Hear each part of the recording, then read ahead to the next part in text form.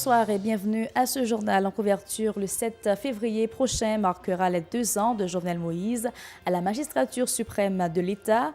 Le bilan est complètement mitigé de l'avis des Port-au-Prinsiens. L'Office national d'identification ONI se dote de nouveaux matériels informatiques pour combattre les faussaires et améliorer la qualité des services fournis à la population. L'Union des femmes à mobilité réduite continue de dénoncer les cas de violences sexuelles et les exclusions de toutes sortes dont sont victimes des membres de cette catégorie sociale. Cancer, n'ayez pas peur, c'est le thème de forum de 3 jours qui s'est achevé dimanche dans la capitale à l'initiative des clubs d'éducation à la santé pour une prévention active CESPA. Et puis à l'étranger, 60 morts et 300 disparus, c'est le bilan de barrages miniers au Brésil. Les recherches se poursuivent toujours en vue de retrouver d'éventuels rescapés. Restez branchés.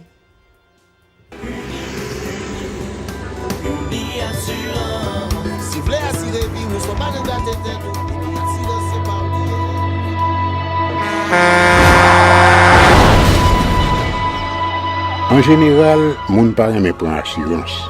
Yo considéré que son l'argent rejeté.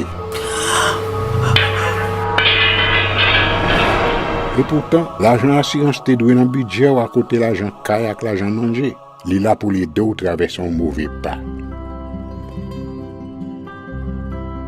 Gardez tout à côté ou. Ouais comment gros problème qu'on entre sur le monde sans attendre. Mandez Dieu pardon, ça qu'arrive au tout. Une assurance dit ou précaution pas capon. Les mal arrivés, les faux amis flair saison a fait comme si yo pas de jambe connaît ou. Une assurance après ta faire au pour le jour, continuer vivre la vie ou quitter ce course là nan men nous. Uni Assurance. Vivez en toute assurance. Merci de votre fidélité. Bienvenue au développement de ce journal. Les avis des citoyens sont partagés dans la capitale sur le bilan des 2 ans de Jovenel Moïse le 7 février prochain à la présidence du pays. Pour une première catégorie de personnes, le chef de l'État et son équipe n'ont pas su œuvrer en vue de répondre aux attentes de la population. Un autre groupe de Port-au-Prinsiens impute l'échec du chef de l'État à son entourage. Reportage de Marc Sondorsi, Regarde Noël à suivre. Rien. Absolument rien n'a changé au cours des 2 dernières années au niveau de la situation générale du pays, ont martelé des Port-au-Prinsiens.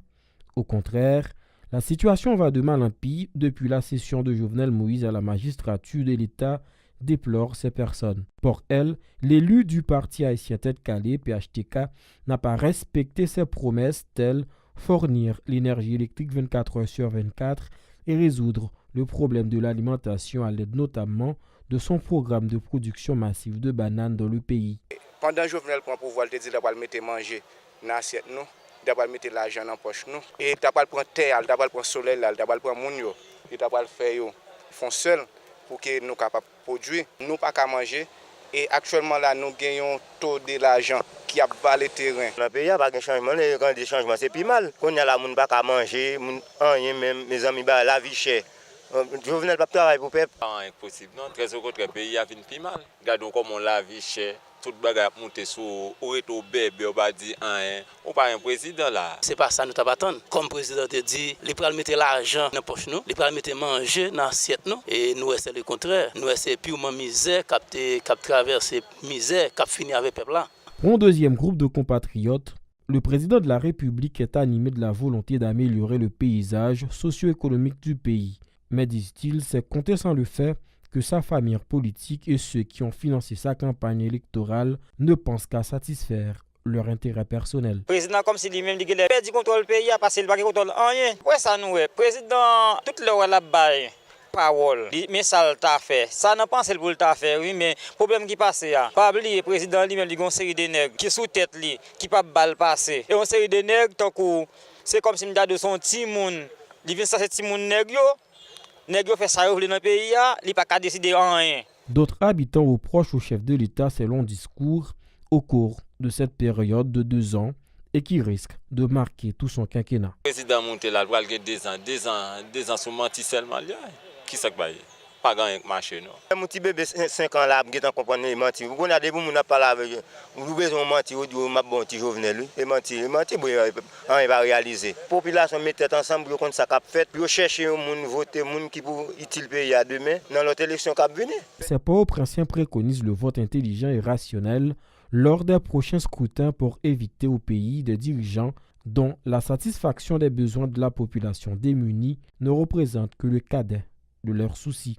Les responsables de l'Office national d'identification ONI ont adopté de nouvelles dispositions en vue d'améliorer la qualité des services fournis à la population.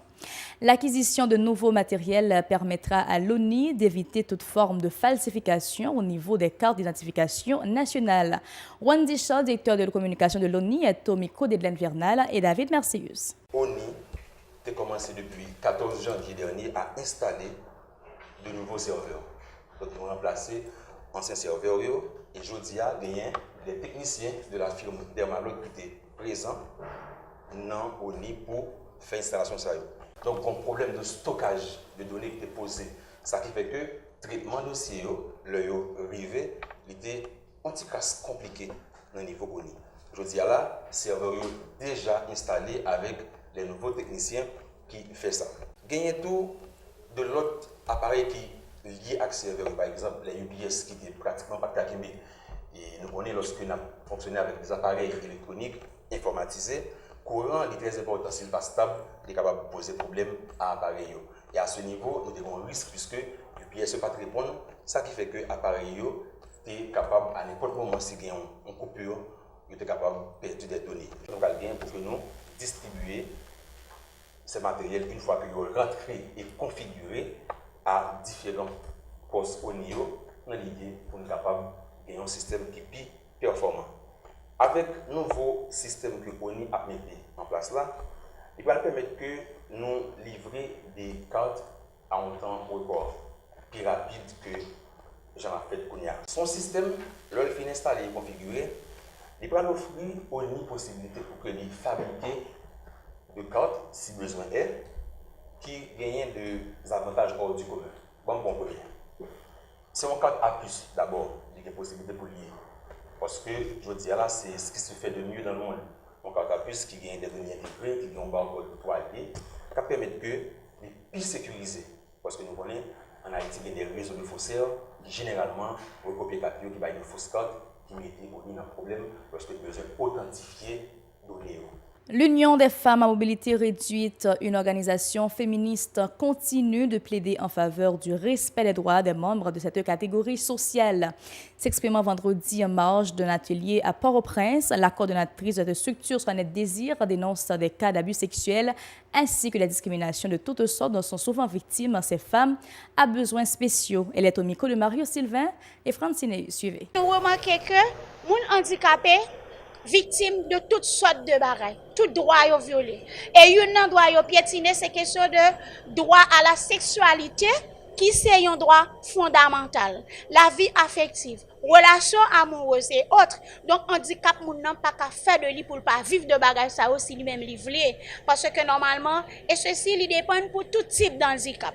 Donc c'est ça n'a essayé de faire débat sur lui, essayer jeune de piste donc pour nous-mêmes nous qu'à continuer porter cause et que essayer garder qui j'entends femmes handicapées capable impliquer plus dans faire de travail de plaidoyer pour eux même yo arriver joindre sacré question droit à inclusion autour de table ronde sur exclusion femmes handicapées n'a regardé dans tout niveau donc garder qui côté que yo inclus côté yo pas inclus et nous connaissons que yo pas inclus dans rien donc c'est pour ça nous fait activité ça jeudi. Et puis l'autre thème non c'est faire plaidoyer pour l'état haïtien prendre des mesures gouvernementales sous campagne médiatique formelle, sous question application toute loi sur moun qui a discriminé moun handicapé. Et article ça, c'est article 8, 6, 5. Donc tout ça est en dans convention relative sur droit moun handicapé que Haïti ratifié depuis mars 2009. La structure dénommée Club d'éducation à la santé pour une prévention active CESPA, conjointement avec l'organisation Priority Health International PHI et le Centre de cancérologie intégré Ottawa, a mis fin hier à Port-au-Prince au premier symposium international sur le cancer autour du thème « Cancer, n'ayez pas peur ». Selon la statistique mondiale, une personne sur 3 risque de développer un type de cancer. Selon la présidente du CESPA Haïti, Florence Elie, les professionnels de la santé sont particulièrement attendus de cette activité. Florence Elie, au micro de Nancy Constant et Francineus. CESPA, c'est une association à but non lucratif qui travaille dans le domaine formation en matière de santé préventive. CESPA a un bureau au Canada, en Suisse et en France. CESPA veut dire plus d'éducation à la santé pour une prévention active. CESPA Haïti décide de mettre ensemble avec CESPA Canada à créer le centre de recherche en oncologie dans le Québec, avec centre de cancérologie intégré de Ottawa, en collaboration avec Clinique PHI d'Haïti, pour nous offrir, public haïtien, la primeur de l'information de pointe sur une question d'actualité qui relève cancer. Parce que, statistiques mondiales actuelles, sont très préoccupantes. Une personne sur 3 sera atteinte de cancer. C'est un chiffre qui est alarmant. C'est raison qui fait nous prenons initiative pour nous organiser le premier symposium international sur le cancer en Haïti. Rencontre ça à relais, cancer, n'ayez pas peur.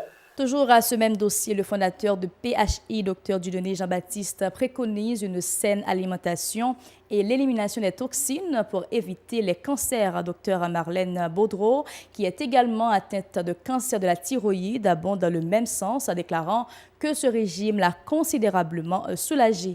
Écoutons-les au micro de Nancy Constant et Francineus. L'alimentation, c'est un plus gros pilier. Mais il faut être capable de contrôler l'autre habitude de la vie, normalement. Éviter les toxines environnementales. Des habitudes tant qu'on fume, boire, et des habitudes tant qu'on ne pas dormir, là, on pas gérer le stress ou bien, là, on pas faire exercice physique, là, on servir avec n'importe quel produit toxique. Par exemple, on estime que une fille qui est bien maquillée, combien de toxines il y a comme ça, Jean-Claude, dans le col de la sortie. C'est extraordinaire, Jean nous mettait au paquet d'éléments que nous pas même connaissons qui ça va faire dans le corps. Ou bien tout ça que les radiations, champs électromagnétiques, téléphones cellulaires, ampoules électriques, etc. Tout ça est capable de contribuer. Maladie, c'est pour une seule cause, c'est un paquet de causes qui fait un complot pour maladie arriver. Mais certainement, j'en manger, c'est un gros pilier. Cancer, pas veut dire chirurgie, chimiothérapie, radiothérapie, souffrance, la mort. Aujourd'hui, nous partageons une information qui dit nous gain espoir. J'ai reçu un diagnostic de cancer il y a 25 ans, spécialement le 24 décembre 1993, un carcinome médulaire de la thyroïde. Pour ça, j'ai eu 7 chirurgies. Et ce qui m'a aidé le plus, qui m'a guéri le plus facilement possible, ça a été l'alimentation. Donc, aujourd'hui, 25 ans après le diagnostic, je peux dire que oui, l'alimentation a un impact très fort sur la rémission des cancers, même pour stopper les cancers. Aujourd'hui, est-ce que je suis guérie? Je suis en rémission. Donc, le cancer est arrêté. J'ai gelé les cellules cancéreuses et je pratique la naturopathie depuis 20 ans. Et tous mes patients sont des personnes atteintes de cancer. Et je parle beaucoup des approches alimentaires spécifiquement, mais d'autres approches non toxiques. Restez branchés, Madame, Messieurs, pour l'actualité internationale.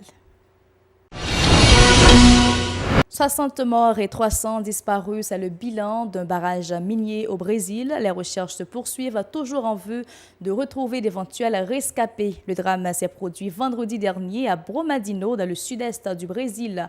Selon les responsables, il n'y a plus de risque de rupture d'un second barrage minier et les recherches ont déjà repris par hélicoptère sur terre et avec des chiens. La justice a décidé de bloquer environ 3 milliards de dollars sur les comptes du géant minier brésilien Vale à titre de réparation des dégâts humains et environnementaux pour la rupture d'un de ces 3 barrages situés à 60 km de la capitale de l'Est de Minas Gerais, Belo Horizonte, avons-nous appris. C'est ici que nous mettons fin à ce journal. Toujours un plaisir de vous informer sur la télévision Pacifique. Madame, Messieurs, restez branchés.